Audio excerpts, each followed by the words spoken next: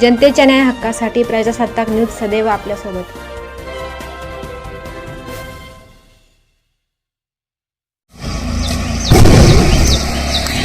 संगमनेर शहरातील लिंक रोडवरील HDFC बँकेच्या शेजारील रिकाम्या जागेत टाकलेल्या कचऱ्याला अज्ञात व्यक्तीने आग लावल्याची घटना समोर आली आहे।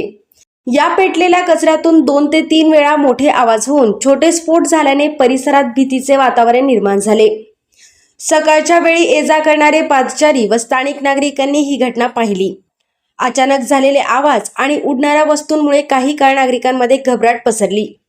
प्राथमिक अंदाजानुसार कचऱ्यात टाकलेल्या स्प्रेच्या बाटल्यांमुळे हे छोटे स्फोट झाले असावेत। सदर परिसरात हॉस्पिटल, बँका व विविध दुकाने असल्यामुळे येथे नागरिकांची मोठ्या प्रमाणात वर्दळ असते। सुदैवाने कोणतीही मोठी दुर्घटना घडली नाही, मात्र याच ठिकाणी मोठा अपघात झाला असता तर गंभीर परिणाम संभवले असते। या घटनेच्या पार्श्वभूमीवर नागरिकांनी स्प्रेच्या किंवा ज्वलनशील वस्तू योग्य पद्धतीने व सुरक्षित ठिकाणी टाकण्याची गरज व्यक्त होत आहे। तसेच शहरातील ठिकठिकाणी साचलेला कचरा वेळेवर उचलण्याबाबत नगर परिषदेने तातडीने उपाययोजना करावी अशी मागणी नागरिकांकडून होत आहे। आपल्या परिसरातील ताज्या घडामोडी पाहण्यासाठी आजच प्रजासत्ताक न्यूज 24 ला सबस्क्राइब करा आणि 10 अपडेट तसेच लाईक अँड शेअर करायला विसरू नका।